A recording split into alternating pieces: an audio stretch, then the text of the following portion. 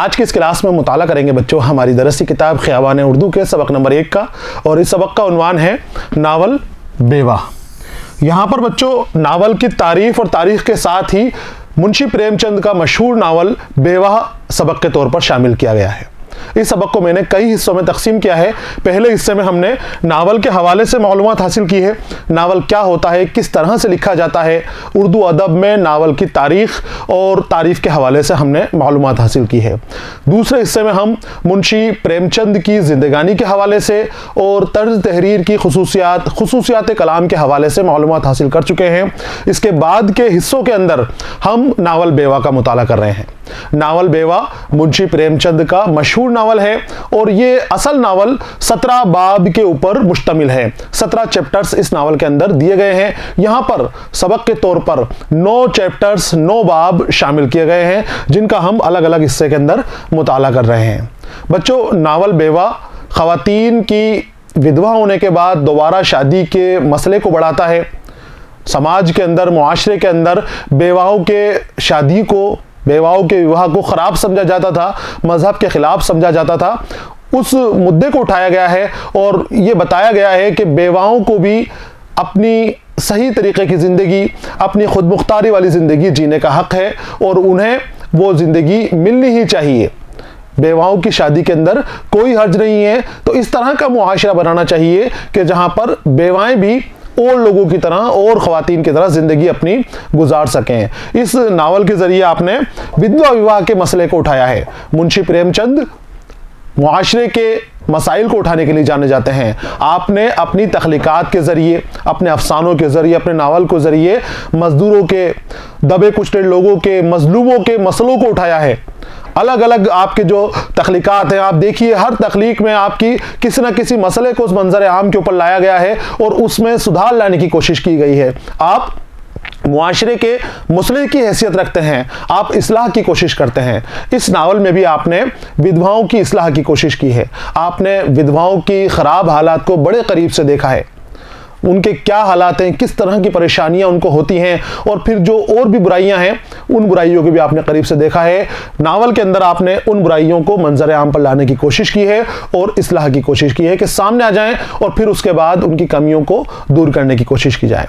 बच्चों, इस नावल बेवा के अंदर बाबू अमृत राय नाम का एक मरकज़ी किरदार है। ये किरदार जो एक कुंवारी लड़की से शादी करने वाला होता है, लेकिन एक मुकर्रिर पंडित अमरनाथ की तकरीर सुनकर उससे बड़ा मुतासिर होता है और कुंवारी लड़की से शादी करने से इनकार कर देता है, क्योंकि इसकी बीवी का इंतकाल हो चुका है। पंडित अमरनाथ अपनी तकरीर में कहते हैं कि कुंवारी लड़की से शादी वही करें जिसकी शादी नहीं हुई हो, यानी जो विधुर हो चुका हो, जो रंडवा हो चुका हो, वो किसी कुंवारी लड़की से कतई शादी नहीं करे और उसको शादी करने का हक नहीं है। और यही इंसाफ का तकाजा बताया गया है। तो बाबू अमृत राय अमरनाथ की तकरीर से बहुत मुतासिर होते हैं और ये अपनी होने वाली शादी, जो 1 महीने बाद ही होने वाली थी, प्रेमा नाम की लड़की से, उस शादी से इनकार कर देते हैं।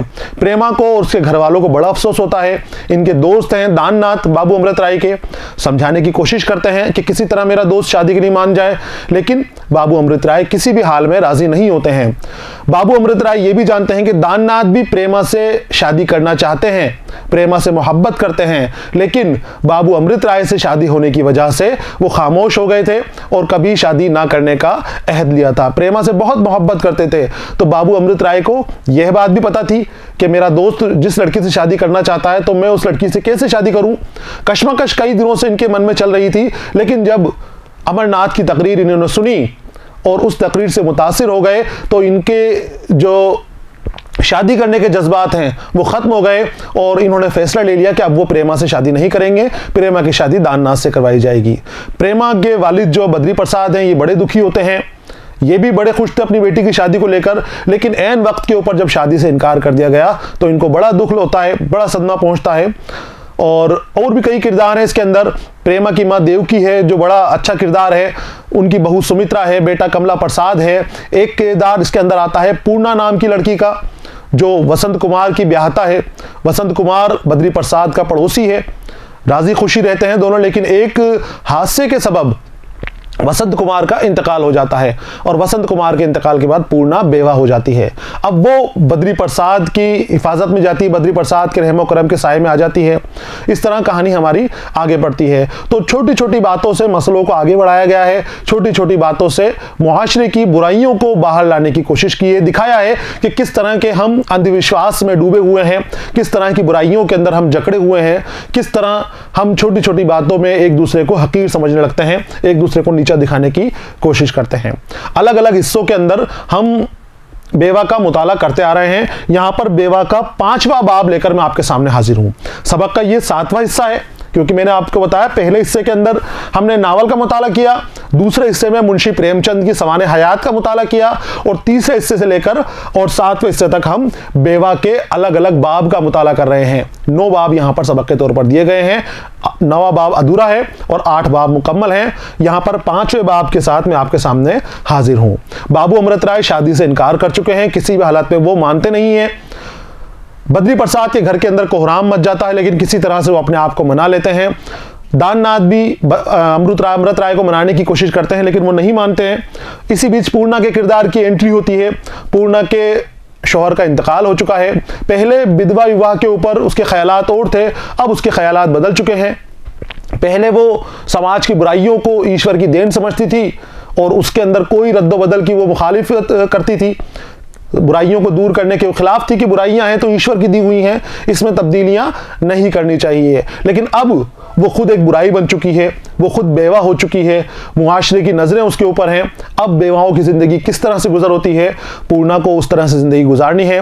लाला बद्री प्रसाद जो वसंत कुमार इनके पड़ोस में ही रहते थे, पूर्णा प्रेमा की सहेली भी थी।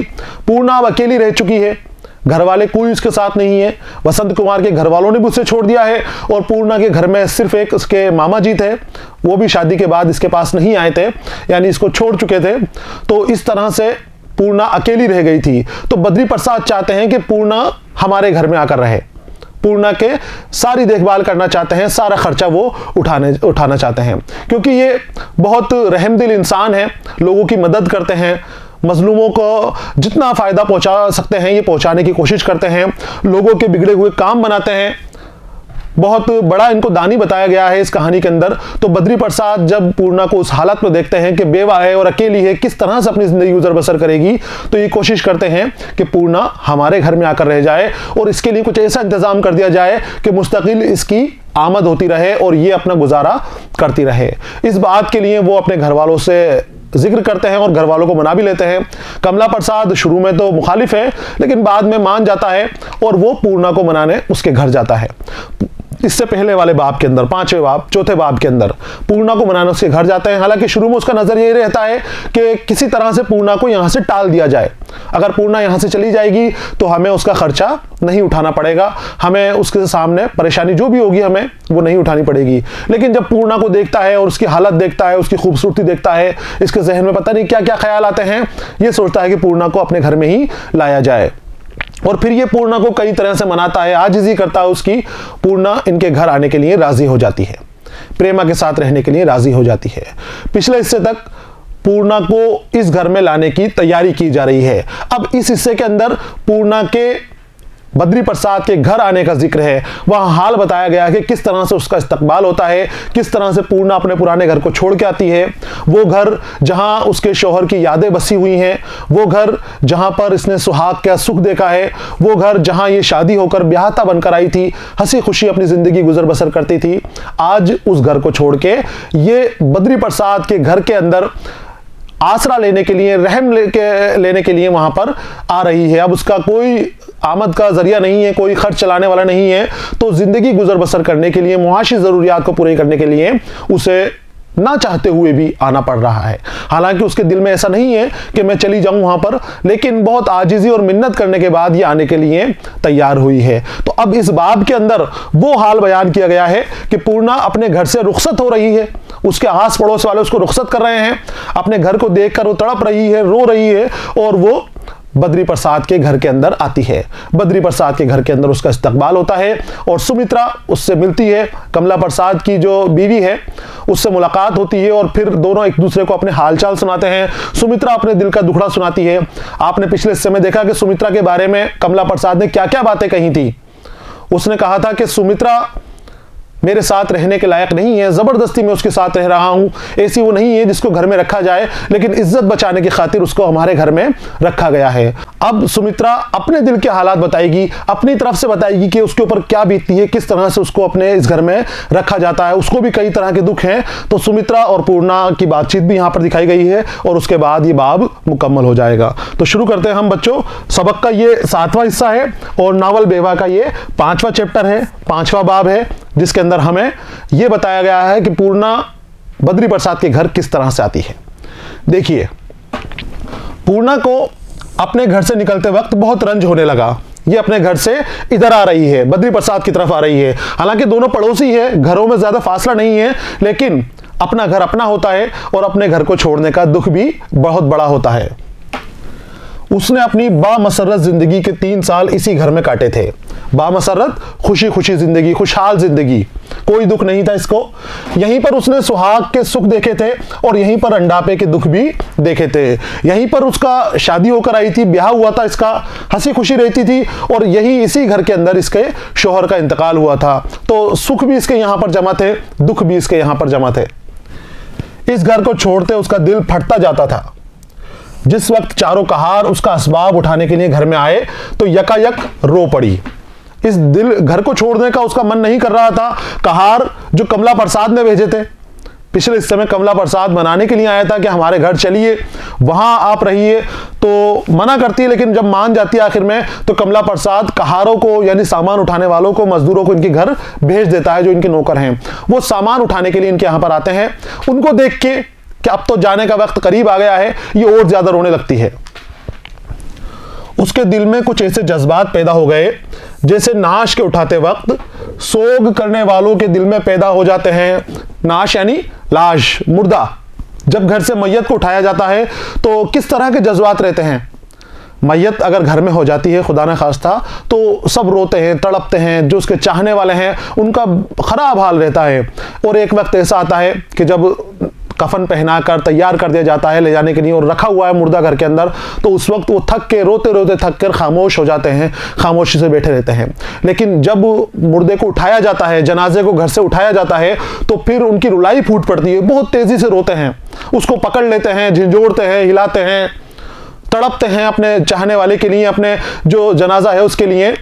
तो वो अपने दुख का, गम का इजहार करते हैं। वही हालात यहां पर अभी पूर्णा की हो रही है।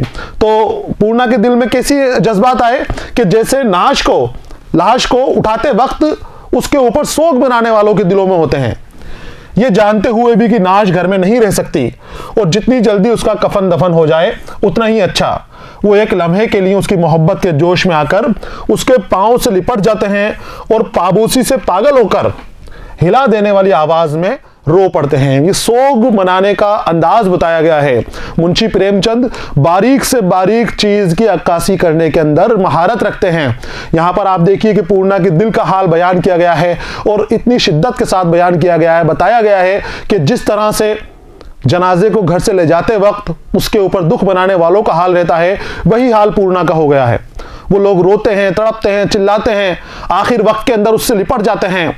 पाबोसी का मतलब होता है पेड़ से लिपट जाना, कदमों को चूमना। जनाजे के जाते वक्त लिपट पड़ते हैं, पकड़ने की कोशिश करते हैं, उसको उठाने की कोशिश करते हैं, झिंझोड़ने की कोशिश करते हैं। तो वो दिल दहलाने वाली हालत रहती है और बहुत ज्यादा वहां पर उस वक्त रोना, पीटना, चीख पुकार मचती है। उस वक्त ये गुमाने बातिल के शायद लाश में जिंदगी के कुछ आसार बाकी हों, एक पर्दे की तरह आंखों के सामने से दूर हो जाता है और दुनियावी मोहब्बत का आखिरी रिश्ता शिकस्त हो जाता है। गुमाने बातिल बताया गया है बच्चों। गुमाने बातिल यानी झूठा गुमान, कुछ बात को झूठी बात समझ लेना। तो ये गुमाने बातिल के शायद लाश में जिंदगी के कुछ आसार बाकी हों। लाश के ऊपर इस तरह से रोते हैं, इस तरह से उसको झिझोड़ते हैं कि शायद इसमें जान बाकी हो, शायद ये मजाक कर रहा हो, शायद ये अभी उठ जाए, ये उठकर कहे कि देखो मैं मरा नहीं, मैं तो जिंदा हूं, मैं मजाक कर रहा था। तो उसको जोर से हिलाया जाता है, रोया जाता है, चिल्लाया जाता है, आवाज लगाई जाती है, नाम ले लेकर रो रो कर आवाज लगाते हैं। और वो गुमाने बातिल बताया गया, झूठा गुमान। वो जिंदा होता नहीं है, इंतकाल हो जाता है, लेकिन एहसास ये होता है कि हमारे सामने इसकी लाश तो पड़ी हुई है, इसका जिस्म तो पड़ा हुआ है, क्या पता इसके अंदर जान हो और ये अभी उठकर खड़ा हो जाए। तो वो गुमान बातिल भी टूट जाता है, जनाजा उठा लिया जाता है और बाहर लेकर जाया जाता है, तो वो गुमान अब खत्म हो जाता है कि अब इसके अंदर जान नहीं जाने वाली। तो एक पर्दे की तरह आंखों के सामने से दूर हो जाता है। जिस तरह से पर्दा हमारे आंखों से हट जाता है, वो गुमान बातिल भी पर्दे की तरह हमारी आंखों से हट जाता है। इसी तरह पूर्णा भी मकान के एक गोशे में मुंह छिपाकर रोने लगी। अपने प्यारे स्वामी की यादगार का ये सहारा भी रंज के बहरे बेकरां में गायब हो गया। बहरे बेकरां वो समंदर जिसका साहिल ना हो, जिसका किनारा ना हो, उसे रंज का गम का बहरे बेकरां कहते हैं। तो गम का बहरे बेकरां इसको मिला हुआ था, उस समंदर में डुबकियां लगा रही थी। इसका गम ऐसा गम था कि अब जिसके कम होने के आसार नजर नहीं आ रहे थे। पूरी जिंदगी इसको इस गम के साथ रहना था, इस दर्द के साथ रहना था, इस दुख को अपने जिंदगी में उतारना था। तो इसलिए इस दुख को रंज का बहरे बेकरां कहा गया है, रंज का सागर कहा गया है, रंज का समंदर कहा गया है। और वो समंदर जिसका कोई साहिल ना हो, जिसका कोई किनारा ना हो। इस मकान का एक एक गोशा उसके लिए दिलकश यादगारों से ममलू था। ममलू यानी पुर, भरा हुआ। कोने कोने के अंदर उसके स्वामी की यादें छुपी हुई थी। हर जगह गोशे गोशे के अंदर उसके स्वामी की यादें दबी हुई थी। सुहाग के सूरज के गुरूब हो जाने पर भी यहां उसकी कुछ चमक नजर आती थी। सुहाग का सूरज, सुहाग की खुशियां, अब वो खुशियां उसके नसीब में नहीं थी, वो खुशियां जा चुकी थी, लेकिन फिर भी उसको इस घर के अंदर वो चमक नजर आती थी। अपने स्वामी की जो यादें हैं, उसके शोहर की जो यादें हैं, अभी बताया कि कोने कोने के अंदर यादें छुपी हुई थी, चप्पे चप्पे पे यादें छुपी हुई थी, जगह जगह उसको वो यादें आती थी, अपने स्वामी को याद करती थी वो। अब आज जब वो छोड़ रही है तो ये इसका दिल मायूस हो रहा है, ये और ज्यादा रंजीदा हो रही है, गमजदा हो रही है। सुहाग के सुहाने गीत के खत्म हो जाने पर भी यहां उसकी गूंज उठ रही थी। इस जगह के ऊपर जहां ये घर में रह रही थी, अब शौहर तो नहीं है, उसका इंतकाल हो चुका है, लेकिन उसकी यादें इस पूरे घर के अंदर मौजूद थी। और इन यादें अलग अलग तरीके से मुंशी प्रेमचंद बता रहे हैं कि उसको परेशान कर रही हैं, उसको अपने शौहर की चीजें याद आ रही हैं। इस मकान में इधर उधर चलते हुए उसे अपने सुहाग का दुख भरा घमंड महसूस होता था। सुहाग का घमंड, सुहागिनों का घमंड है ये, सुहागिनों का घमंड। ये क्या होता है बच्चों? सुहागिन जो होती हैं, शादीशुदा जो औरतें होती हैं, उनमें एक अलग तरह का घमंड होता है, एक अलग तरह का तकब्बुर होता है। वो अपने सामने तलाकशुदा को, विधवाओं को, बेवा जो हो जाती हैं खातून, उनको हकीर समझती हैं, उनको छोटा समझती हैं। कई जगह इस तरह का होता है, सभी की बात नहीं की जा रही, कुछ जगह के ऊपर इस तरह की बातें होती हैं कि जहां पर बेवाओं को, तलाकशुदाओं को हकीर समझा जाता है। जिसकी काफी उम्र हो गई, शादी नहीं हुई, तो उसको छोटा समझा जाता है। तो वो घमंड पूर्णा के अंदर भी था। और वो कहां से पता चला था? तो मुंशी प्रेमचंद आज यहां पर घमंड की बात कर रहे हैं, वो उन्होंने पहले ही बता दिया था जब पूर्णा का नजरिया बाल विधवा युवा के ऊपर जाहिर किया था। पूर्णा से जब प्रेमा ने कहा था कि पंडित अमरनाथ नाम के मुकर्रिर आए हैं, वो एक तकरीर कर रहे हैं और उस तकरीर का मौजू विधवाओं का विवाह है, तो पूर्णा नाराज हुई थी कि हम उनकी तकरीर क्यों सुनेंगे। किस तरह के वो समाज सुधारक हैं, किस तरह की वो मुआशरे की भलाई चाहते हैं। मुआशरे की जो बुराइयां हैं वो ईश्वर की दी हुई हैं। ईश्वर ने विधवा किया है उसको, ईश्वर ने उसकी जिंदगी में दर्द और दुख दिए हैं, गम दिए हैं। तो क्या हम ईश्वर की मर्जी के अंदर तब्दीलियां कर सकते हैं? हम ईश्वर के कामों में दखल अंदाजी कर सकते हैं? इतनी हमारी औकात नहीं है, इतनी हमारी हैसियत नहीं है। तो पूर्णा प्रेमा को इस तरह से खामोश कर देती है। वो कहती है कि जो दुख दर्द हैं, बेवाओं के जो दुख दर्द हैं, वो भगवान के दिए हुए हैं, ईश्वर ने उसे दिए हैं। हमें उसमें कुछ भी रद्दोबदल, फेरबदल करने का हक नहीं है, हमें उसमें तब्दीलियां नहीं करनी चाहिए। तो ये घमंड था इसका, जब ये सुहागन थी इसका घमंड था ये। लेकिन आज जब इसके शौहर का इंतकाल हो चुका है तो इसे ये घमंड टूटता हुआ नजर आ रहा है, ये घमंड उसका दिल चीरता हुआ नजर आ रहा है, निकलता हुआ नजर आ रहा है। कभी ये विधवाओं को, बेवाओं को रहम की नज़रों से देखती थी, उन पर तरस खाती थी, आज ये खुद बेवा बन गई है, ये खुद विधवा हो गई है, इसके शौहर का इंतकाल हो गया है। तो आज इसका घमंड टूट गया है। आज उस सूरज की आखिरी चमक मिटी जा रही थी। आज इस गीत की वो गूंज एक गैर महदूद खला में डूबी जाती थी। आज घमंड दिल को चीर कर निकला जा रहा था। उस घर के अंदर जब ये वहां पर रो रही है तो अब उसको अपनी हालत नजर आ रही है, खुद को अपने आप के ऊपर तरस आ रहा है। आज जो उसकी हालत हो रही है, पहले ऐसी हालत नहीं थी। जब उसका शौहर जिंदा था तो खुशी खुशी रहती थी, घमंड के अंदर रहती, तकब्बुर में रहती थी, हर तरह की खुशियां इसके कदम चूमती थी, किसी भी चीज की घर में कोई कमी नहीं थी, राजी खुशी जिंदगी गुजर बसर हो रही थी। अब जब शौहर का इंतकाल हो गया है, ये बेवा हो गई है, आगे पीछे कोई नहीं बचा है, ना इसके पीहर वाले साथ हैं, ना मायके वाले साथ हैं, तो फिर इसको अपनी जिंदगी की सच्चाई नजर आ रही है, अपने वजूद की सच्चाई नजर आ रही है, मुआशरे की नजरों में अपनी हैसियत नजर आ रही है कि अब मैं क्या हो गई हूं, अपनी औकात नजर आ रही है कि मुझे क्या कर दिया गया है, किस तरह की मुझे जिंदगी गुजर बसर करनी पड़ेगी। तो इस तरह से ये यहां से निकलने की कोशिश कर रही है। कई तरह के ख्याल उसके सामने आते जा रहे हैं। पड़ोस की औरतों को जब मालूम हुआ कि पूर्णा यहां से जा रही है तो सब उसे रुखसत करने आई। पूर्णा के इखलाक और इंकिसार ने सभी के कुलूब को मुसख्खर कर लिया था। पूर्णा के जो आसपास रहने वाली ख़वातीन थी, इसके पड़ोसी थे, जब उनको मालूम हुआ कि पूर्णा अब यहाँ से जा रही है, इस घर को खाली कर रही है, तो फिर वो सभी आ गए और उसको रुखसत कर रहे हैं। क्यों कर रहे हैं? क्योंकि सभी उससे मोहब्बत करते हैं, और मोहब्बत की वजह है उसके आदत और अखलाक, उसकी आदत। उसने अपने पड़ोसियों के क़ुलूब को मुसख्खर कर लिया था, मुसख्खर तस्खीर कर लिया था, अपने ताबे में कर लिया था, अपने कब्ज़े में कर लिया था, काबू में कर लिया था। किस वजह से? अपनी मोहब्बत और इनकिसारी से, अपने मीठे बोलों से, मीठी बातचीत से, हमदर्दी के जज्बे से इसने लोगों के, अपने पड़ोसियों के कल्ब को अपने काबू में कर लिया था, अपने ताबे में कर लिया था। क्योंकि इखलाक की बहुत अच्छी थी, बातचीत का तरीका इसका अच्छा था, लोगों से घुल मिल कर बात करती थी, हंस के बात करती थी। तो बच्चों, जो हंसी होती है, अच्छे अखलाक होते हैं, इनकिसारी होती है, ये बहुत बड़ी दौलत होती है। ये दौलत ऐसी होती है कि असल दौलत से जो चीज़ ना खरीदी जाए वो इनकिसारी और मोहब्बत और खुलूस से खरीदी जाती है, अच्छे इखलाक से वो चीज़ खरीदी जा सकती है। ये दौलत बड़ी कीमती होती है। तो इस दौलत को अपनी ज़िंदगी के अंदर कमाने की कोशिश करें, अच्छे अखलाक रखें, इनकिसारी अपनाएं, लोगों के दिलों को मुसख्खर करने की क़ुव्वत अपने अंदर पैदा करें, लोगों को अपने ताबे में करने की कोशिश करें। ताबे में कैसे? मोहब्बत के ज़रिए। जब आप इनकिसारी से बात करोगे, आजिज़ी से बात करोगे, नर्म दिली से बात करोगे, लोगों से अच्छे इखलाक रखोगे, लोगों के फ़ायदे पहुंचाने वाले काम करोगे, तो लोग आपको चाहने लग जाएंगे, लोग आपसे मोहब्बत करेंगे, और फिर वो जो लोग आपके साथ होंगे वो सही मायनों के अंदर आपके दोस्त बनेंगे, सही मायनों के अंदर आपके हमदर्द बनेंगे। पूर्णा के पास भी दौलत तो न थी, मगर मीठी बातें थी, बशाश चेहरा था, हमदर्दी थी, खिदमत गुजारी थी, जो दौलत की बनिस्बत कहीं ज्यादा कीमती जवाहर है और जिनकी जरूरत लोगों को दौलत से कहीं ज्यादा होती है। आप किसी की मदद करने का जज्बा रखते हैं तो जरूरी नहीं कि आपके पास दौलत हो तभी आप किसी की मदद करेंगे। मैंने आपको बताया कि इनकिसारी, आजिज़ी और इखलाक भी दौलत होती है, इनके जरिए भी आप लोगों की मदद कर सकते हैं, लोगों को फायदा पहुंचा सकते हैं।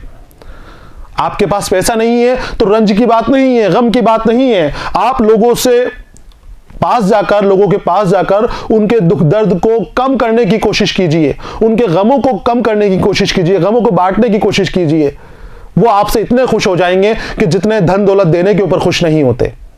आपकी इनकिसारी, आपके मीठे बोल उनके ऊपर इतना असर करेंगे जो आपके लाखों हजारों रुपये असर नहीं करते, जो आपके हीरे जवाहरात असर नहीं करेंगे, वो असर आपके अखलाक करेंगे, वो असर आपकी मीठी जुबान करेगी। तो इसको कीमती जवाहर बताया गया है कि मीठे बोल और हमदर्दी इतने ज्यादा कीमती है कि जितनी कीमत जवाहरात की भी नहीं है, जितनी कीमत नोटों की नहीं है। और बशाश चेहरा था, मतलब तरोताजा चेहरा था, शगुफ्ता चेहरा था, हंसमुखी से बोलती थी, लोगों से हंसते हंसते बोलती थी, शगुफ्ता अंदाज में बात करती थी। पूर्णा उन सबू से गले मिलकर रुखसत हुई, गोया लड़की ससुराल जाती हो। अब जब मोहब्बत है पड़ोसियों के अंदर, तो इतनी मोहब्बत है, इस तरह से उसको विदा किया वहां से कि जैसे अपनी लड़की को ससुराल जाने के लिए विदा किया जाता है। आंसुओं से विदा किया, आंखों में आंसू भरकर उसको वहां से रुखसत किया गया। शाम के वक्त वो अपनी मेहरी बिल्लों के साथ रोती हुई उस तरह चली गोया कोई जिला वतन हो, जिला वतन, वतन से बेदखल कर दिया गया हो जिसको। इतने दुख के साथ वहां से निकली है, इतने तड़प के साथ ये अपनी जगह से निकली है कि जैसे जिला वतन का उसको ऑर्डर मिल गया हो, यहां से उसको निकाल दिया गया हो। हालांकि पड़ोस में ही जा रही थी, लेकिन इन सब लोगों की मोहब्बत है कि वो इसको इतना चाहते हैं, इतना इसको मानते हैं। पीछे मुड़ मुड़ कर अपने प्यारे घर को देखती जाती थी, गोया उसका दिल वहीं रह गया हो। बार बार मुड़कर अपने घर को देखती है। वो तो वहां से निकल आई, लेकिन उसका घर के अंदर उसकी यादें जमी रह गई, उसका दिल वहीं रह गया। उसे ऐसा लग रहा है कि जैसे सिर्फ जिस्म यहां पर जा रहा हो, उसकी रूह अपने पुराने घर के अंदर टिकी हुई है। अपने शौहर वसंत कुमार की यादों के साथ उसकी रूह भी उस घर में जुड़ गई है। प्रेमा अपने दरवाजे पर खड़ी उसका इंतजार कर रही थी। पूर्णा को देखते ही दौड़कर उसके गले लिपट गई। अब ये अपने घर से निकलकर, जहां इसका घर था वसंत कुमार का, वहां से निकलकर लाला बद्री प्रसाद के घर के ऊपर आ गई है। प्रेमा पहले से ही इसका इंतजार कर रही थी, देख रही थी, क्योंकि कमला प्रसाद ने आकर कह दिया था कि पूर्णा आ रही है, तैयारियां कर लो। तो अब सब उसके इस्तकबाल के लिए खड़े हुए हैं। पूर्णा दरवाजे के ऊपर उसके मुंतजिर है, वहां खड़ी हुई है, और जैसे ही वो आई उसने उसे गले लगा लिया। इस घर में पूर्णा अमूमन रोज ही आया करती थी। यहां आते ही उसका दिल खुश हो जाता था, हंसी खेल में वक्त कट जाता था। मगर आज इस घर में कदम रखने में पसोपेश हो रहा था। शायद वो पछता रही थी कि नाहक ही आई, शायद वो पछता रही थी क्योंकि नाहक आई। यहां पर बताया गया है बच्चों, पूर्णा प्रेमा की सहेली थी और पड़ोसी भी थी, तो इस वजह से घर के काम निपटा के, क्योंकि अकेली रहती थी, वसंत कुमार काम से दफ्तर जाया करते थे। दफ्तर जाने के बाद जब पूर्णा अपने घर के काम काज निपटा लेती थी, तो रोज प्रेमा के पास मिलने के लिए आ जाया करती थी। पहले भी आती थी, रोज आया करती थी, लेकिन आज जैसी हालत इसकी नहीं रहती थी। जब ये रोज आती थी तो बेफिक्र होकर अपने काम करती थी, सबसे मिलती थी, सबसे जुलती थी, कोई इसके ऊपर तवज्जो नहीं देता था। जो काम इससे करना है, सुमित्रा से मिल लिया, देवकी से मिल लिए, और फिर अपने काम के अंदर वापस पूर्णा से, प्रेमा से मिली, और फिर वापस अपने काम करने के लिए चली गई। आती थी रोज, लेकिन आज का आना अलग का आना है। आज उसे जो सब देख रहे हैं वो तरस भरी और रहम भरी निगाहों से देख रहे हैं। आज उसको मजलूमा समझा जा रहा है, आज उसको दुख दर्द की मारी समझा जा रहा है। सब तरस खा रहे हैं उसके ऊपर, तरस भरी निगाहों से उसको देख रहे हैं। तो ये निगाहें ही उसको काट रही हैं, वो सबको देख रही है, तो उसे अपने आप के ऊपर पछतावा हो रहा है कि भाई यहां पर क्यों आई। अपने घर में ही रह लेती, वहीं अपनी जिंदगी गुजार कर लेती, जैसे तैसे बसर हो जाती, लेकिन मजबूरी में आना था, यहां पर आना पड़ा मजबूरी में, तो अब पछता रही है अपने आप के अंदर। प्रेमा के गले मिलकर भी उसका दिल खुश ना हुआ। तब वो सहेली की हैसियत से आती थी, आज वो उनकी दस्ते निगर बनकर आई है। रोज जब आती थी तो खूब हंसी खुशी मजाक करती थी, खूब छेड़छाड़ प्रेमा के साथ करती थी। प्रेमा के साथ बाबू अमृत राय के बारे में भी खूब बातें किया करती थी, और दोनों अपने दिल की बातें एक दूसरे से करती थी। आज जब ये आई, प्रेमा से गले भी मिली, लेकिन इसके दिल को तस्कीन नहीं मिली, सुकून नहीं मिला, इसको आराम नहीं मिला। इसका दिल आज घबरा रहा है, आज दिल बेचैन है। रोज जब आती थी तो ये सहेली की हैसियत से आती थी। अब सहेली का मतलब है बराबरी की हैसियत, बराबर बनकर आती थी, कोई छोटा बड़ा नहीं था उस वक्त। प्रेमा भी इससे हर बात शेयर करती थी, और ये भी अपने दिल की हर बात प्रेमा के साथ बांटा करती थी। तो बराबरी की बात थी। लेकिन आज पूर्णा नीचे होकर आई है, उनकी निगरानी के अंदर आई है। दस्ते निगर मतलब उनके आसरा बनकर आई है, मोहताज बनकर आई है, इनके घर के अंदर जरूरतमंद बन के आई है। दस्ते निगर मोहताज को कहते हैं, जरूरतमंद को कहते हैं, ऐसे शख्स को कहते हैं जो किसी का आसरे के अंदर आ जाए, किसी के नीचे आ जाए रहने के लिए, वो दस्ते निगर बन जाता है। तो आज ये बराबरी की हैसियत नहीं रखती है, आज ये कदमें छोटी हो गई है। आज ये मोहताज बनकर आई है, गरीब बनकर आई है, मजलूम बनकर आई है। आज जो निगाहें हैं वो सहेली की निगाहें नहीं है, आज इसके ऊपर रहम की निगाहें डाली जा रही हैं। आज इसके ऊपर तरस खाया जा रहा है। देखो बेचारी का शौहर का इंतकाल हो गया है, देखो बेचारी का अब कोई जरिया नहीं है, देखो बेचारी का कोई खाना पीने का वो नहीं है, तो हम इसको यहां पर ले आए। इस तरह की नजरें पूर्णा को समझ में आ रही हैं। तो पहले जब आती थी तब उसका आना मामूली बात थी, उसकी कोई खास आओ भगत नहीं आती थी, लोग उसकी पेशवाई के अंदर नहीं भागा करते थे। पहले जब आती थी सीधे घर के अंदर जाती थी, और मैंने बताया कि अपने काम जो भी करने हैं उसको वो करती थी। लोग उसकी इस्तकबाल के लिए नहीं भागा करते थे। यहां पर दे रखा है, लोग उसकी पेशवाई के लिए ना दौड़ते थे, कोई उसके इस्तकबाल के लिए नहीं आता था। प्रेम पूर्णा आई है, कोई बात नहीं, आ गई, खाना वगैरह चाय वगैरह कर ली, और उसके बाद ये प्रेमा से मिलने उसके रूम में चली जाती थी। लेकिन आज तो सब उसका इस्तकबाल कर रहे हैं। क्योंकि आज ये उनके घर का एक हिस्सा बनने के लिए आई है, अब यहीं पर रहना है उसको। तो उसको देख रहे हैं, किसी तरह उसका दिल ना दुखे। मैंने बताया कि तरस खा रहे हैं सभी, उसका साथ रहम दिली का बर्ताव कर रहे हैं, तरस भरी निगाहों से उसको देख रहे हैं। ये बातें पूर्णा को पसंद नहीं आ रही, क्योंकि पहले उसमें सुहाग का घमंड था, पहले उसमें अटखलपन था, उसमें नटखटपन था, लेकिन आज वो भीगी आंसू से आई है, अपनी यादों को छोड़कर आई है, तो वो खुद भी अपने आप को कमजोर समझ रही है, कमतर समझ रही है। तो पहले तो कोई उसका इस्तेकबाल नहीं किया करता था, उसके आगे पीछे कोई नहीं भागा करता था, लेकिन आज जब वो आई है तो एक अलग ही मंजर है। अब वो मंजर बताया है प्रेमचंद ने कि देखिए किस तरह का मंजर है। आज उसके आते ही देवकी के मोदी खाने का दरवाजा खुला छोड़कर निकल आई। मोदी खाना यानी नेमत खाना, वो जगह जहां पर नेमतें रखी जाती हैं, जहां अनाज रखा जाता है, जहां ज़रूरियात की जो चीज़ें इकट्ठी की जाती हैं वो रखी जाती हैं, जिसे गोदाम भी कहा जाता है, हिंदी में भंडार भी कहा जाता है। उसका दरवाज़ा कभी देवकी खुला नहीं छोड़ती थी, लेकिन आज जब इसने पूर्णा को आते हुए देखा तो फौरन दौड़ी पूर्णा के इस्तकबाल के लिए और जल्दबाजी में मोदी खाना का दरवाज़ा भी खुला छोड़ आई। सुमित्रा जो अपने बाल गुथा रही थी, आधी गुथी हुई चोटी पर आंचल डालकर भागी। जैसे थे वैसे ही उस हालात में ये दोनों निकल कर आ गए हैं। मेहरियां भी सब अपने काम छोड़ छोड़कर निकल आई, जो नौकरानियां थी उन्होंने भी सारे अपने काम छोड़ दिए और सब आकर खड़ी हो गई पूर्णा को देखने के लिए कि पूर्णा किस तरह से आती है। और कमला प्रसाद तो पहले से ही आंगन में खड़े हुए थे, यही तो गए थे पूर्णा को लेने के लिए, अब कहारों को भेज के, और ये वापस अपने चौक पर आकर इंतजार कर रहे थे कि वो आ जाए।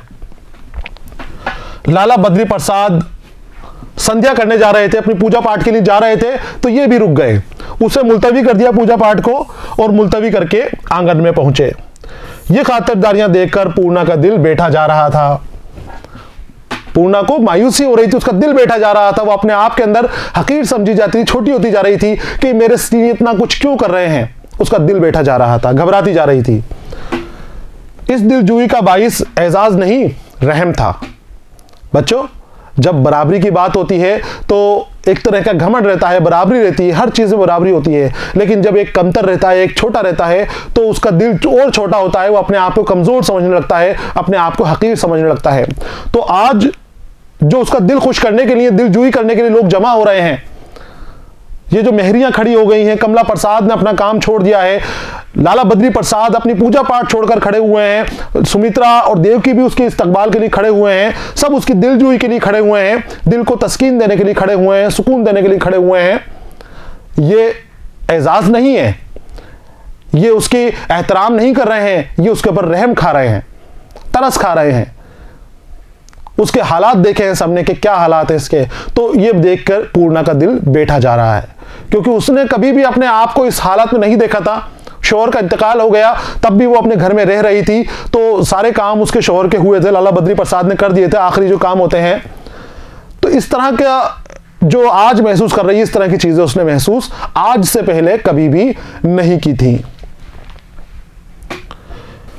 देवकी को सुमित्रा की कोई बात ना भाई थी, ना भाती थी यानी पसंद नहीं आती थी। देवकी और सुमित्रा जो सास बहू हैं, अब सास बहू की छेड़छाड़, सास बहू की जो मनमुटाव होते हैं, कहासुनियाँ होती हैं, उनकी तरफ मुंशी प्रेमचंद ने नज़र डाली है, उनको भी अपने अंदाज का निशाना बनाया है और बताया है कि किस तरह की सास बहू में छेड़छाड़ चलती रहती है। और आप भी देखते हो सास बहू में कितनी तरह की चीज़ें होती रहती हैं। यहाँ भी सास और बहू में कुछ ना कुछ चलता रहता है। देवकी को सुमित्रा की कोई भी बात पसंद नहीं आती थी, जो भी काम सुमित्रा करती, देवकी उसमें कमियां निकालती थी। किसी भी बात, कुछ भी बात हो, उसमें कमियां निकालती थी, और कमियां भी कैसे निकालती थी? पूर्णा का हवाला देकर।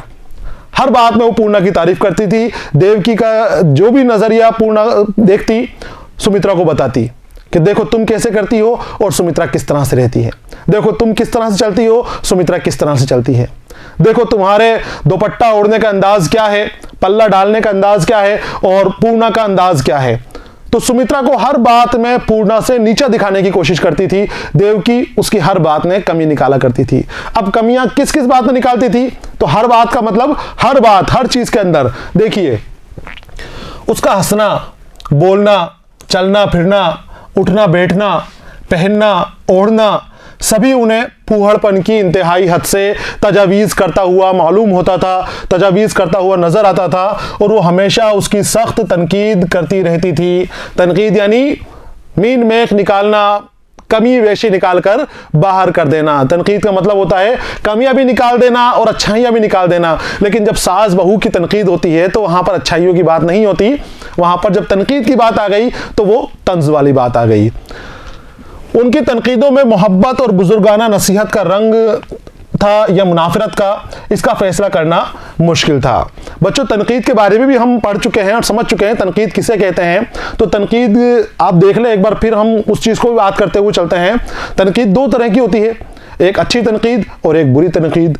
अच्छी तनकीद के अंदर नज़रिया इस्लाह का होता है, सुधार का होता है, और जो ख़राब तनकीद जिसको मानी जाती है वो तंजिया तनकीद होती है, जिसमें तमस्खर का अंदाज रहता है, मजाक उड़ाने का अंदाज रहता है। तो वो दोनों तनकीदें होती हैं, तनकीद दोनों तरह से की जाती हैं।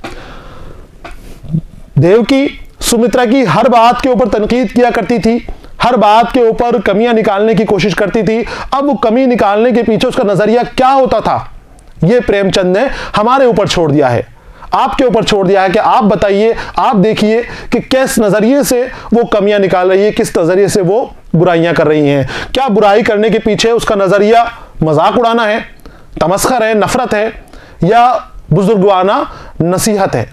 बुजुर्ग जो नसीहत करते हैं वो भी तनकीद होती है, वो तनकीद हमारी इस्लाह के लिए होती है, हमारी कमियां निकालने के लिए होती है, हमारे अंदर जो बुराइयां हैं उन बुराइयों को दूर करने के लिए वो तनकीद होती है। तो यहां पर नजरिया हमें खुद को अंदाजा लगाना है कि देवकी का अंदाज क्या है, देवकी का नजरिया क्या है।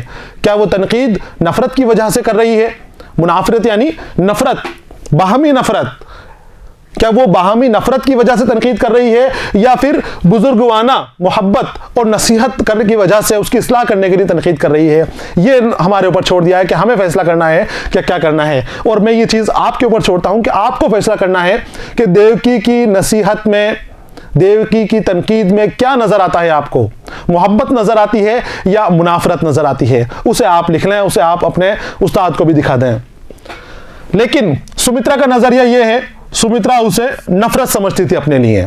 देवकी का नजरिया नहीं बताया गया है कि देवकी का नजरिया क्या है, उसका फैसला हमें करना है। लेकिन सुमित्रा का नजरिया बता दिया है कि सुमित्रा क्या सोचती है। सुमित्रा यह सोचती है कि ये जो मेरी सासू माँ है, ये हर काम में मेरी कमियां निकालती है, मेरी बुराई करती हैं, मेरा मजाक उड़ाती हैं, मुझे दूसरों के सामने नीचा दिखाने की कोशिश करते हैं।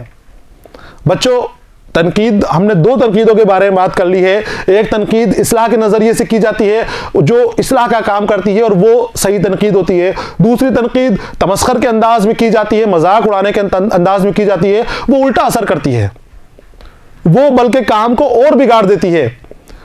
कोई टेढ़ा चल रहा है, अगर उसका मजाक उड़ा दिया जाए, उसको मजाक उड़ाते हुए उसकी कमी बताया जाए, टेढ़ा चलने का अंदाज बताया जाए, तो वो और टेढ़ा हो जाएगा, फिर वो सीधे रास्ते पर नहीं आएगा, वो और टेढ़ा होकर चलेगा, हमें और इस तरीके से करके बताएगा कि जिससे हमने रोकने की कोशिश की है। तो तनकीद, कौन सी तनकीद थी? सुमित्रा उसको तंजिया तनकीद समझती थी, मुनाफरत वाली तनकीद समझती थी। तो जैसा देवकी कहती, ये इसका और उल्टा करती। देवकी को सुमित्रा की कोई बात पसंद नहीं थी, हर बात में उसके अयूब निकालती थी, हर बात के से परेशान थी। तो सुमित्रा, जब इसने तनकीद को तमस्कर वाली तनकीद समझ लिया है, मुनाफिरत समझ लिया है, तो ये और उल्टा करके दिखाती। देवकी जिस काम से मना करती, सुमित्रा उसी को करके दिखाती। देवकी जिस चीज से रोकती, सुमित्रा उसी चीज की तरफ मुतवज्जो होती, उसी चीज को बड़ा चढ़ाकर बताती। तो ये सास बहू की मोहब्बत कहिए, सास बहू की तानाकशी कीजिए, मीन में कीजिए, यहां पर दिखाए गए हैं और बड़ी खूबसूरती के साथ प्रेमचंद ने दिखाए हैं। तो वो मुनाफिरत ही समझती थी, इसलिए वो उन्हें और भी चिढ़ाती रहती थी। देवकी सवेरे उठने की ताकीद करती थी, सुमित्रा पहरों दिन चढ़े उठती। देवकी घूंघट निकालने को कहती थी, सुमित्रा उसके जवाब में आधा सर खुला रखती थी। देवकी मेहरियों से एतराज करने की तालीम देती थी, सुमित्रा मेहरियों से हंसी दिल्लगी करती रहती थी। जिस काम के लिए देवकी मना कर रही है, सुमित्रा उसी को डबल करती थी। तनकीद का उल्टा असर हो रहा है यहाँ पर। तो सास बहू का जो यहाँ पर बताया है कि हर वो काम बहू करती थी जिससे सास रोका करती थी। सुमित्रा को वो चीज पसंद थी जो देवकी को पसंद नहीं थी, और सुमित्रा को पसंद नहीं भी थी तब भी वो काम किया करती थी। सिर्फ अपनी सास को चिढ़ाने के लिए, देवकी को चिढ़ाने के लिए वो काम किया करती थी। देवकी को पूर्णा का यहां आना अच्छा नहीं लग रहा था। सुमित्रा इसे भांप गई। पहले ही से उसने शोहर को इस तजवीज पर नाक वो सिकोड़ी थी। ये जानकर कि तजवीज पूरी होकर रहेगी, उसने उससे इख्तिलाफ करके अपजस यानी अपयश लेना मुनासिब ना समझा था। देवकी की कोई बात सुमित्रा को पसंद नहीं आती थी और सुमित्रा की कोई बात देवकी को पसंद नहीं आती थी। दोनों एक दूसरे को नीचा दिखाने की कोशिश क्या करती थी। अब जब पूर्णा इनके घर के अंदर आई है तो देवकी जो इस घर की मालकिन है, सुमित्रा की सास है, उसको पूर्णा का यहां आना पसंद नहीं आया। वो तो लाला बद्री प्रसाद उसको जबरदस्ती लेकर आ गए हैं, घर वालों की मर्जी के खिलाफ इस घर के अंदर लेकर आए हैं, तो इस वजह से वो खामोश है। हालांकि उसकी नजरें जो थी वो ऐसी नहीं थी कि उसका इस्तकबाल करें और उसको अपने घर के अंदर रखें, क्योंकि बेवाहों से उस वक्त दूरी बनाने की बात की जाती थी। घर में भी अगर बेवा हो जाती है तो उसको अलग कोठरी दे दी जाती थी, अलग जगह के ऊपर रखा जाता था, और मनहूस जैसे पता नहीं कैसे कैसे लफ्ज उसके लिए इस्तेमाल किए जाते थे, उसको बिल्कुल दूर कर दिया जाता था। घर के जो दूसरे काम होते हैं, खुशियों वाले काम होते हैं, उन कामों से बेवाओं को दूर रखा जाता था। अब यहां तो दूसरे घर की बेवा को लाला बद्री प्रसाद अपने घर में लेकर आ रहे थे, तो वो कैसे खुश रहती। देवकी नाराज थी। सुमित्रा इस बात को भांप चुकी थी कि मेरी सासू मां पूर्णा के यहां आने से नाराज है। हालांकि सुमित्रा की भी मर्जी नहीं थी। सुमित्रा ने भी अपने शौहर को मना किया था कि पूर्णा को यहां नहीं लाया जाए, लेकिन सुमित्रा को पता है कि उसकी इस घर में कोई हैसियत नहीं है, कोई उसकी बात सुनने वाला नहीं है, उसकी बात के ऊपर कोई तवज्जो नहीं दी जाएगी। तो ये इसने मन में सोचा कि फालतू में अपयश क्यों लूं, अपयश यानी बदनामी, मैं बदनामी का सहरा अपने सर क्यों बांधूं, क्योंकि मेरी तो कुछ चलती नहीं है। मैं मना करूंगी तब भी उसको लाया जाएगा, और मैं नहीं कहूंगी, खामोश रहूंगी, तब भी उसको लाया जाएगा। तो उसने खामोश रहना ही बेहतर समझा, बदनामी के लेने से बेहतर ये समझा कि मैं खामोश रहूं। तो अब ये भी देख रही है कि सासू माँ उसके खिलाफ हैं, तो अब इसके करीब हो गई। पूर्णा और सुमित्रा एक दूसरे के करीब हो रही हैं। वो सास के दिल का रंग समझ रही थी, ये भी जानती थी कि पूर्णा भी समझ रही है, इसलिए पूर्णा से उसे मोहब्बत और हमदर्दी पैदा हो गई। अब तक देवकी पूर्णा को दिखाकर सुमित्रा को शर्मिंदा करना चाहती थी, इसलिए सुमित्रा पूर्णा से जलती थी। सुमित्रा पूर्णा से जलती थी। क्यों जलती थी? अभी थोड़ी देर पहले मैंने आपको बताया है कि देवकी अपनी बहू की हर बात में कमियां निकाला करती थी। और कमियां कैसे निकाला करती थी? जब पूर्णा शादीशुदा थी, जब शौहर का इंतकाल नहीं हुआ था, तो पूर्णा की हर बात की देवकी के सामने तारीफ करती थी। देवकी सुमित्रा के सामने तारीफें किया करती थी, उसको नजीर बनाना चाहती थी कि देखो ऐसी बहू चाहिए मुझे, इस तरह से रहना चाहिए तुम्हें। तो जब सुमित्रा के सामने पूर्णा की तारीफ की जाती थी तो सुमित्रा पूर्णा से जलती थी। लेकिन आज हालात कुछ और हैं, आज हालात बदल गए हैं। आज पूर्णा की वो हालत नहीं है कि देवकी उसकी तारीफ करे। देवकी आज खामोश है, तो सुमित्रा को पूर्णा से हमदर्दी हो गई है। अब वो उसको अपने करीब लाने की कोशिश कर रही है। आज देवकी की पूर्णा से बेइतनाई कर रही थी। आज देवकी पूर्णा से बेइतनाई यानी तवज्जो ना देना, लापरवाही करना, ध्यान नहीं देना कि अब आ गई तो कोई बात नहीं। बाकी उसका दिल में ख्वाहिश नहीं थी कि पूर्णा को इस घर में लाया जाए, इस घर में रखा जाए। अब आ गई है, शौहर लेकर आ गए हैं, तो फिर वो शौहर से राड नहीं लेना चाहती थी, शौहर से दुश्मनी नहीं लेना चाहती थी, उनको नाराज नहीं करना चाहती थी। तो ये खामोश है, लेकिन पूर्णा की तरफ भी कोई ध्यान नहीं दे रही है, कोई तवज्जो नहीं दे रही है। ये बात सुमित्रा देख रही थी। अब सुमित्रा ने ये बात देख ली तो सुमित्रा हर वो काम करती थी जिससे देवकी को चिढ़न पैदा हो। देवकी को चिढ़ाने वाले काम का मौका नहीं छोड़ने देना चाहती थी, कोई मौका नहीं जाने देना चाहती थी। आज फिर इसको मौका मिल गया है। पूर्णा से देवकी जल रही है, चिढ़ रही है, तो अब सुमित्रा का उससे बहनापा हो जाना लाजमी हो गया। बहनापा, बहनों जैसी दोस्ती, बहनों जैसा प्यार हो जाना, बहनों जैसी मोहब्बत हो जाना।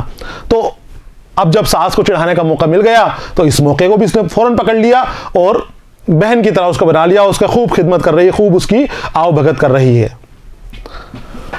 पूर्णा आज भी बहुत देर तक प्रेमा के पास ना बैठी, दिल बहुत उदास था।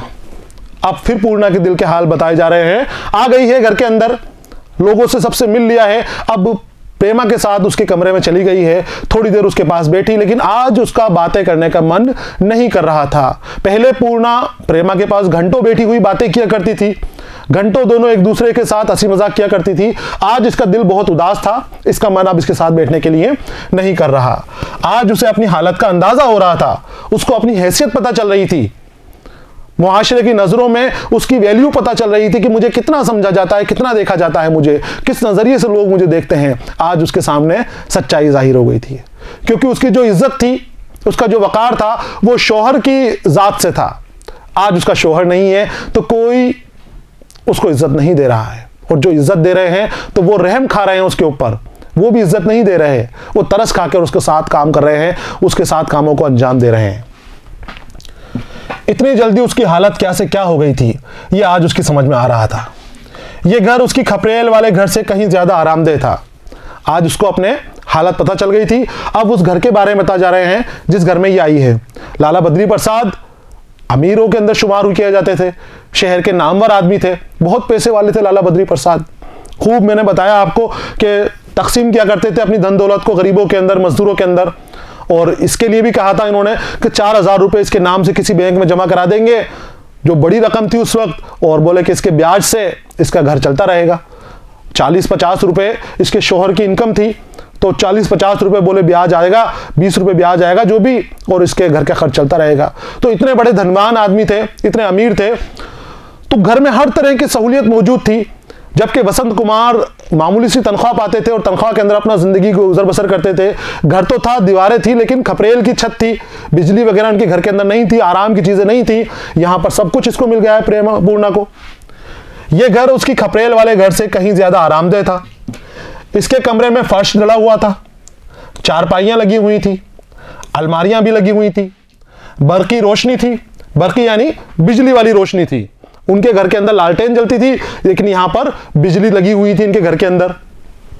पंखा भी लगा हुआ था, मगर इस वक्त बिजली की रोशनी उसकी आंखों में चुभ रही थी और पंखे की हवा शोलों की तरह जिस्म को झुलसाए डालती थी। आज उसको पंखे की हवा भी अच्छी नहीं मालूम हो रही थी और उसे बिजली की रोशनी भी अच्छी नहीं लग रही थी। उसे तो अपनी पुरानी जिंदगी याद आ रही थी, अपनी वही झोपड़ी याद आ रही थी, अपने वही चारदीवारी याद आ रही थी, अपने वही वसंत कुमार याद आ रहे थे। प्रेमा के बहुत इसरार करने पर भी वो आज कुछ ना खा सकी। तकदीर उसके साथ कैसा खेल खेल रही थी, उसके सरताज को उसके हाथ से छीनकर अब उसको खिलौनों से खुश करना चाह रही थी। जो उसके मालिक हैं, जो उसके सरताज थे, उनको उनसे छीन लिया है पूर्णा से, और तरह तरह के खिलौने, तरह तरह की ये सुविधाएं, सहूलियतें इसके लिए मुहैया करा दी गई हैं। तकदीर के ऊपर उसका रोना आ रहा था कि मुझे ये चीजें नहीं चाहिए थी, मुझे तो अपने शौहर से मोहब्बत थी, शौहर के सहारे मैं अपनी उस कुटिया में भी जिंदगी गुजर बसर कर ली थी। लेकिन आज तकदीर देखो कि तरह तरह की सहूलियतें मेरे साथ हैं, लेकिन जो असल सहूलियत है, असल आराम है, वही मेरे साथ नहीं है, वही मेरा साथ छोड़ चुके हैं। उसके दोनों आंखें फोड़कर उसे सुहाने मंजर की सैर करा रही थी, उसके दोनों हाथ काटकर जल विहार करने के लिए अथाह समुंदर में धकेल रही थी। तकदीर उसके लिए सहूलियतें फराहम करा रही है, उसके लिए आराम की चीजें बना रही है, उसको दुख दर्द से, तकलीफों से बचा रही है। लेकिन ये दुख दर्द और तकलीफें जो पहले वाली जिंदगी में थी, उसको वो पसंद आ रही हैं। उसको आज ये आराम अच्छा नहीं लग रहा है, पंखे की हवा भी उसको चुभती हुई, अपने आप को झुलसाती हुई महसूस हो रही है, और ये बिजली की रोशनियां जो हैं, अलमारियां वगैरह, जो फर्श वगैरह है, ये भी इसको अच्छे मालूम नहीं हो रहे हैं। पुरानी जिंदगी इसको अपनी याद आ रही है। रात के 11 बज गए थे। पूर्णा रोशनी से आंखें हटाकर तारीकी की तरफ देख रही थी। कमरे में रोशनी जल रही थी, लेकिन ये खिड़की की तरफ खड़ी हो गई और बाहर की तरफ नजारा निकलने लग गई। काफी रात हो गई थी, रात के 11 बज गए थे। इसी गहरी तारीकी में उसे कितने खुशनुमा मंजर नजर आ रहे थे। वही अपना खपरेल का मकान था। अब ये जब अंधेरे में देख रही है, तारीकी के अंदर देख रही है, जहां कुछ भी नहीं है, वहां इसके लिए एक अलग मंजर पैदा हो गया है। ये अपने पुराने ख्यालों में डूब गई है, पिछले ख्यालों के अंदर, पिछली जिंदगी में चली गई है। अब कैसे चली गई है? तो अंधेरा इसके लिए उजाला बन गया है और इसको अचानक अपना खपरेल का घर नजर आ रहा है। पुराना मंजर पेश आ गया, ख्यालों में डूब गई है, अपना खपरेल का घर नजर आ रहा है, अपनी पुरानी चारपाई नजर आ रही है इसे। वही छोटा सा सहन था और उसके शौहर दफ्तर से आकर उसकी तरफ हंसते हुए और मोहब्बत भरी निगाहों से ताकते हुए जेब से कोई चीज निकालकर दिखाते और छुपा लेते हैं। पुरानी जिंदगी के अंदर खो गई है। इसको वसंत कुमार याद आ रहे हैं कि अचानक वसंत कुमार दफ्तर से आए और कोई चीज अपनी जेब से निकालकर इसको दिखाते हैं और फिर उसको छुपा लेते हैं और छुपा के वापस रख लेते हैं। वो बैठी हुई पान लगा रही थी, झपट कर उठी और शौहर के दोनों हाथ पकड़कर बोली, दिखा दो क्या है। शौहर ने मुट्ठी बंद कर ली। उसकी दिलचस्पी और बढ़ी, पुरानी ख्यालों के अंदर डूब गई है, पुरानी यादें इसको आ रही हैं, अपने शौहर नजर आ रहे हैं और शौहर के साथ जो हंसी मजाक की क्या करती थी वो हंसी मजाक याद आ रही है। इसको दिख रहा है कि शौहर अब दफ्तर से आ गए हैं, शाम का वक्त है, ये अपने घर में बैठी हुई है। शौहर ने जेब से कोई चीज निकाली, इसको दिखाई और छुपा ली। ये पान लगाती हुई उठी और शौहर का हाथ खुलाने की कोशिश कर रही है, मुट्ठी जबरदस्ती खोलने की कोशिश कर रही है। उसने खूब जोर लगाकर मुट्ठी खोली मगर उसमें कुछ न था। आज इस खेल, इस छेड़छाड़ में उसे अपनी जिंदगी की तफसीर छिपी हुई मालूम हुई थी। ख्यालों के अंदर है, शौहर उससे कुछ छुपा रहे हैं इसके ख्यालों के अंदर। ये जबरदस्ती खोलती है उनकी मुट्ठी तो मुट्ठी में कुछ नजर नहीं आता, खाली मुट्ठी नजर आती है। इस छेड़छाड़ के अंदर, इस खेल में जो अपने शौहर के साथ ये अभी ख्याल में डूब रही थी, इसे अपनी जिंदगी की तफसीर नजर आ रही है कि जैसे भरी हुई मुट्ठी हो, सब कुछ इसके हाथ के अंदर हो, सब कुछ इसके साथ हो, लेकिन जब मुट्ठी खुली, थोड़ा वक्त गुजरा तो आज इसके साथ कुछ नहीं है, आज ये खाली हाथ है, कोई इसके साथ नहीं है, दुनिया में अकेली रह गई है। तो उस खेल में, उस छेड़छाड़ में इसे अपनी पुरानी जिंदगी की तफसीर नजर आई। अब वो अपने पुराने ख्यालों में डूबी हुई थी कि अचानक सुमित्रा कमरे के अंदर आ जाती है। दफातन सुमित्रा ने आकर पूछा, अरे तुम वहां खिड़की के सामने खड़ी हो, मैंने समझा था तुम्हें नींद आ गई होगी। दफातन यानी अचानक, खड़ी हुई अपने ख्यालों में गुम है कि अचानक सुमित्रा आ जाती है और सुमित्रा उससे पूछती है कि मैं तो सोची थी कि तुम सो गई होंगी और अभी तक जाग रही हो। तो पूर्णा जवाब देती है, आंसू उसके चेहरे के ऊपर आ रहे थे। पूर्णा ने अपने आंसू पोंछ डाले और संभल कर कहा, ये तो तुम झूठ कहती हो बहन, ये सोचती तो तुम आती क्यों? तुम्हें अंदाजा था कि मैं जाग रही हूं, इसीलिए तुम यहां पर आई हो। अगर तुम्हें यह लगता कि मैं सो गई होंगी तो तुम यहां पर आती ही नहीं। सुमित्रा ने पलंग पर बैठते हुए कहा, सोचा तो यही था, सच कहती हूं, मगर न जाने क्यों चली आई। शायद तुम्हें सोता देखकर लौट जाने के लिए आई थी, सच कहती हूं। अब लेटो ना, रात तो बहुत हो गई। दोनों की बातचीत चल रही है आपस में। पूर्णा ने कुछ मुतफक्किर होकर कहा, मुतफक्किर फिक्र में डूबकर, फिक्र करते हुए पूर्णा कुछ कह रही है। अब तब तुम कैसे जाग रही हो? यानी काफी रात हो गई, तुम्हें सो जाना चाहिए था, तुम अभी तक जाग रही हो। पूर्णा ये बात सुमित्रा से पूछती है तो सुमित्रा जवाब देती है, तमाम दिन सोया जो करती हूं। पूर्णा, तो क्यों सोती हो तमाम दिन? सुमित्रा, यही रात को जागने के लिए। सुमित्रा हंसने लगी। एक लम्हा में यकायक उसका चेहरा संजीदा हो गया। बोली, अपने माँ बाप की जरपरस्ती का प्रायश्चित कर रही हूं बहन, और क्या। ये कहते कहते वो आबदीदा हो गई। जरपरस्ती, दौलत परस्ती, दौलत की पूजा करना। तो दोनों की बातचीत चल रही है, ख्याल देख रही थी। पूर्णा अपनी पुरानी जिंदगी के ख्यालात में डूबी हुई थी कि अचानक सुमित्रा वहां पर आ जाती है। अब दोनों की बातचीत हो रही है, पूछ रही है कितनी देर तक तुम क्यों जाग रही हो। पहले पूर्णा से पूछा तो पूर्णा ने कहा कि नींद नहीं आ रही। अब सुमित्रा से पूछा गया कि तुम इतनी रात तक क्यों जाग रही हो, तो वो कहती है कि दिन में सो लेती हूँ। तो बोले, दिन में क्यों सोती हो? तो बोलती है कि रात को जागने के लिए दिन में सोती हूँ। और फिर हंसने लग जाते हैं दोनों। अचानक सुमित्रा की आंखें गीली हो जाती हैं, आबदीदा यानी आंसू आ जाते हैं उसके, आंखें आंसू से भर जाती हैं। और फिर कहती है कि मैं अपने माँ बाप की जरपरस्ती की प्रायश्चित कर रही हूँ। यानी मेरे माँ बाप जो दौलत के पुजारी बन गए थे, दौलत के लालच में आकर मेरी घर में शादी कर रही थी, अब मैं उसका बदला चुका रही हूं। यहां पर उस चीज को भोग रही हूं, यहां पर बैठी हुई इस घर में। अपना वक्त, अपने जो मेरे माँ बाप ने शादी कर दी थी उनका मैं यहां पर प्रायश्चित कर रही हूं, यहां पर बैठी हुई हूं। पूर्णा ये सुनकर मुतहय्यर हो गई, मुतहय्यर हैरत में हो गई, हैरत ज़दा हो गई। उसकी जिंदगी के नगमा शीरी में ये करख्त आवाज क्यों? पूर्णा हैरत में बढ़ गई कि सुमित्रा, जिसके शौहर भी जिंदा है और अच्छे खाते पीते घर के अंदर रहती है, ये घर में कोई कमी नहीं है, अच्छी जिंदगी है इसकी, तो शीरी जिंदगी बताई गई है, मीठी जिंदगी बताई गई है। मीठी जिंदगी में कड़वाहट क्यों है? ख्याल में डूब गई, वो खुद सोच रही है।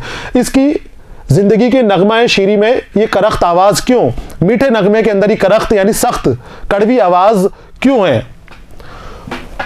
सुमित्रा किसी अंदरूनी तकलीफ से बेकरार होकर बोली, तुम देख लेना बहन, एक रोज ये महल ढह जाएगा। ये बद्दुआ मेरे मुंह से बार बार निकलती है। पूर्णा अभी ख्याल में डूबी हुई सोच रही है कि यहां पर तो कोई कमी नहीं है, घर के अंदर हर तरह के आराम इस घर में मौजूद हैं, फिर पता नहीं ये क्यों दर्द में मुब्तला है। तो वो खामोश थी, अभी पूर्णा ने कुछ बोला नहीं था, लेकिन सुमित्रा फिर बोली। पहले तो उसने बोला था कि मेरे माँ बाप की जो ज़रपरस्ती है उसकी कीमत चुका रही हूँ यहाँ पर, उसका प्रायश्चित कर रही हूँ यहाँ पर। लेकिन थोड़ी देर खामोश रहने के बाद फिर बोली कि बहन देख लेना, एक दिन ये महल ढह जाएगा। मैं बार बार बद्दुआएं देती हूँ क्योंकि ये खुश नहीं है, यहाँ पर दुखों के अंदर मुब्तला है, परेशान इसको किया जाता है। यहाँ पर इसका शोहर इसकी ख्याल नहीं रखता है, दुख में रखता है कमला प्रसाद जो है। तो ये बेचारी यहाँ पर अपनी ज़िंदगी के वक्त गुजार रही है, शादीशुदा होकर भी खुश नहीं है और ये विधवा होकर भी खुश नहीं है।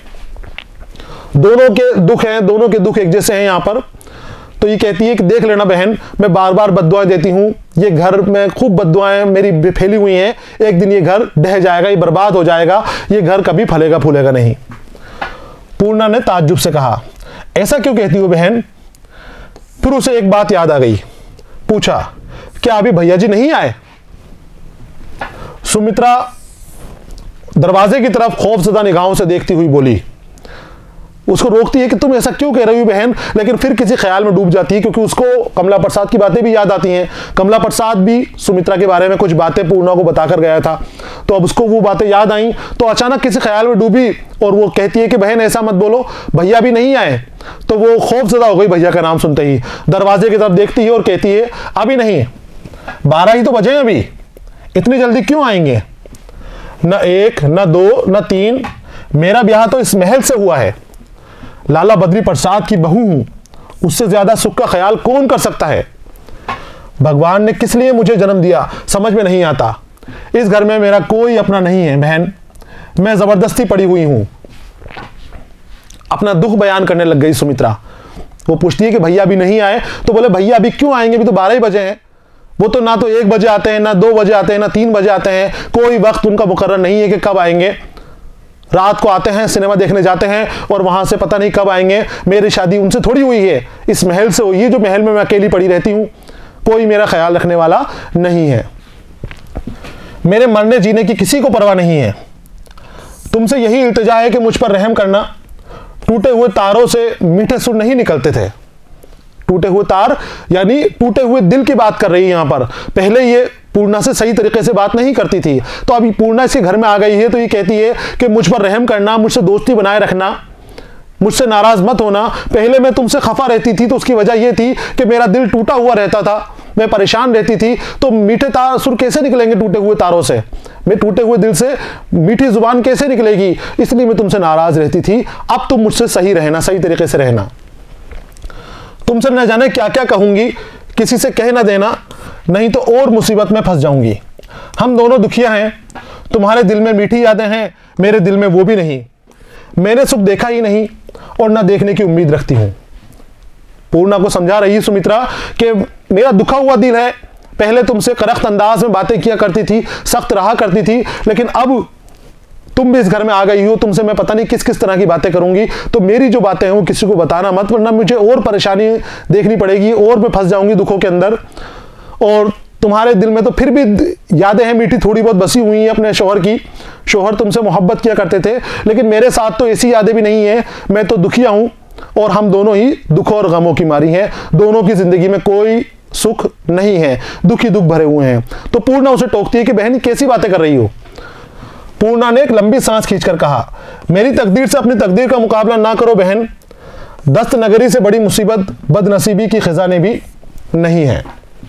बदनसीबी की खिजा, बदनसीबी के मौसम में, बदनसीबी के पतझड़ में भी इतना बड़ा दुख नहीं है कि किसी की सरपरस्ती में चले जाना, किसी का गुलाम बन के रहना, किसी के सामने मोहताज बनकर बैठे रहना, ये सबसे बड़ा दुख है, सबसे बड़ा गम है। तो मेरी जिंदगी तो गम ही गम के अंदर गुजर होगी। मेरे किस्मत से अपनी किस्मत की बराबरी क्यों कर रही हो, मुझे अपने जैसा क्यों मान रही हो। सुमित्रा सूखी हंसी हंसकर बोली, वो मुसीबत क्या मेरे सर नहीं है बहन। अगर मुझे कहीं ठिकाना होता तो इस घर में लम्हा भर भी ना रहती। सुमित्रा कहती है कि तुम यहां पर दस्त नगरी में आ गई हो, मोहताज बनकर रह रही हो, तो क्या मैं मोहताज नहीं हूं? अगर मेरा कोई दूसरा ठिकाना होता तो मैं अभी यहां से घर छोड़कर चली जाती। मैं यहां कभी नहीं रहती, किसी भी हाल में इस घर के अंदर नहीं रुकती। इतना दुख मुझे यहां पर मिला हुआ है। मैंने अपने वालिदैन को भी बार बार खत लिखा है। वो कहती है सैकड़ों बार वालिदैन को लिख चुकी हूं कि मुझे बुला लो, मैं उम्र भर तुम्हारी खिदमत करती रहूंगी, मगर उन्होंने भी मेरी तरफ से अपना दिल सख्त कर लिया है। जवाब में नसीहतों का एक दफ्तर आ जाता है जिसे मैं कभी नहीं पढ़ती। मेरा कोई ठिकाना होता तो मैं यहां से चली जाती। अपने वालिदैन को भी मैं बार बार लिखती हूं कि मुझे बुला लो, पूरी जिंदगी आपकी गुलामी करूंगी, आपकी खिदमत करती रहूंगी, इस घर में मैं नहीं आऊंगी। लेकिन जो रिवाज बने हुए हैं, जो रीतियां बनी हुई हैं कि बेटी की डोली जिस घर में जाएगी उसके बाद अर्थी ही आएगी, चाहे उसको लाख दुख मिले, लाख परेशानियां उसको मिले, उस घर से उसको नहीं लाया जाता। तो माँ बाप अपनी इज्जत की वजह से उसको नसीहतें करते, समझाते। ये कहती नसीहतों का एक दफ्तर आ जाता है। दफ्तर यानी खतों का अंबार, बड़ा सारा चिट्ठा उसके लिए भेज देते हैं लिखकर कि इस तरह से अपनी जिंदगी गुजार करो। और सुमित्रा कहती है कि मैं उस दफ्तर को, उस चिट्ठे को कभी भी नहीं पढ़ती, उस पोथी को कभी नहीं पढ़ती। इस घर में सिर्फ मेरे ससुर हैं जिन्हें ईश्वर ने दिल दिया है, और सबके सर पत्थर के देवता हैं। मैं तुमसे सच कहती हूं बहन, मुझे इसका रंज नहीं कि ये हजरत क्यों इतनी रात गए घर आते हैं, या उनका दिल किसी और से अटका हुआ है। अगर आज मुझे ये मालूम हो जाए कि किसी की मोहब्बत में गिरफ्तार हो गए हैं तो मेरी आधी तकलीफ मिट जाए। मैं मूसलों से ढोल बजाऊं। मूसलों से ढोल बजाना यानी बहुत ज्यादा खुशियां मनाना, डिंडोरा पीटना। वो कहती है कि मेरे शोहर मुझे देखते तक नहीं है, रातों को देर तक बाहर रहते हैं, बहुत रात गए घर के अंदर आते हैं, तो मुझे ये तकलीफ नहीं है। अगर किसी और के ऊपर उनका दिल अटका हुआ है, किसी और से वो मोहब्बत करते हैं, तो बल्कि मुझे तो खुशी मिलेगी कि किसी और से मोहब्बत तो करते हैं, कम से कम मैं खुशियों के ढिंडोरे पीटूंगी। लेकिन ऐसा भी नहीं है। मेरे शोहर किसी से मोहब्बत कर ही नहीं सकते, किसी को चाह ही नहीं सकते, किसी को अपना बना ही नहीं सकते। मुझे तो ये रोना है कि उनका दिल ही नहीं बल्कि दिल की जगह खुदगर्जी का एक रोड़ा रखा हुआ है, एक पत्थर रखा हुआ है दिल की जगह, जो हर चीज में अपना मतलब देखता है, हर चीज में अपना फायदा देखता है। कमला प्रसाद को आपने देखा किस तरह का शख्स है। थोड़ी देर पहले वो अपनी बीवी के बारे में बता के गया था, अपनी अहलिया के बारे में बता के गया था कि किस तरह की वो औरत है, और आज सुमित्रा अपने शौहर की सच्चाई बयान कर रही है। यहां पर कमला प्रसाद की खामियां नजर आ रही है, कमला प्रसाद की बुराइयां नजर आ रही हैं। तो बोले कि खुदगर्जी के अंदर वो इंसान कुछ भी कर सकता है, उसे मुझसे मोहब्बत नहीं है, मुझसे मतलब नहीं है, कभी उसने मुझे मोहब्बत भरी निगाहों से नहीं देखा, रात रात भर बाहर रहता है, और खुद की गर्ज हो तो जो भी काम उसको करवाना हो वो करवा ले, पैसे के लिए खूब जान देता है। ना किताबों से दिलचस्पी, ना गाने से, ना खेल से, दिलचस्पी है सिर्फ पैसे से। मुझे तो यकीन नहीं कि इन्हें सिनेमा में मजा आता होगा, वहां भी कोई ना कोई गर्ज है, लेकिन लेन देन सवाए ड्योड़े घाटे नफे में उनकी जान बसी रहती है। सिनेमा देखने रोज जाते हैं, तो ये कह रही है कि मुझे तो शक है कि सिनेमा देखने जाते हैं, सिनेमा में मजा आता होगा, वहां भी कुछ लेन देन करते रहते होंगे, जोड़ बाकी घटाओ वो करते रहते होंगे, लेन देन करते रहते होंगे। और ये बात सही भी है बच्चों। कमला प्रसाद सिनेमा देखने रोज जाता है, लेकिन मैनेजर से दोस्ती कर रखी है उसने, वहां पर फ्री में सिनेमा देखता है, और कई बार तो खाना भी फ्री में खाकर आता है। बहुत कंजूस शख्स है, 1 रुपया भी अपनी जेब से खर्च नहीं करता है। आपने अभी भी देखा है कि पूर्णा को जब घर में लाने की बात हुई थी, बद्री प्रसाद ने कहा था कि पूर्णा के खाते में 4000 रुपए किसी बैंक के अंदर जमा करवा दिए जाएं इसके नाम से, और उससे इसकी इनकम होती रहे, पूर्णा की गुजर बसर हो जाए। तो उसका मुंह फटा का फटा रह गया था, बिल्कुल भी तैयार नहीं था कि 4000 रुपए पूर्णा के नाम पर कराए जाएं। तो बहुत कंजूस और लालची किस्म का वो शख्स है। सिनेमा देखने जाता है लेकिन कभी अपने पैसे खर्च नहीं करता है, और बीवी भी उसकी यही शिकायत करती है कि पैसे के ऊपर जान देते हैं और मोहब्बत के नाम के ऊपर कुछ नहीं है, किसी चीज से उनको लगाव नहीं है, किसी चीज से उनको मोहब्बत नहीं है।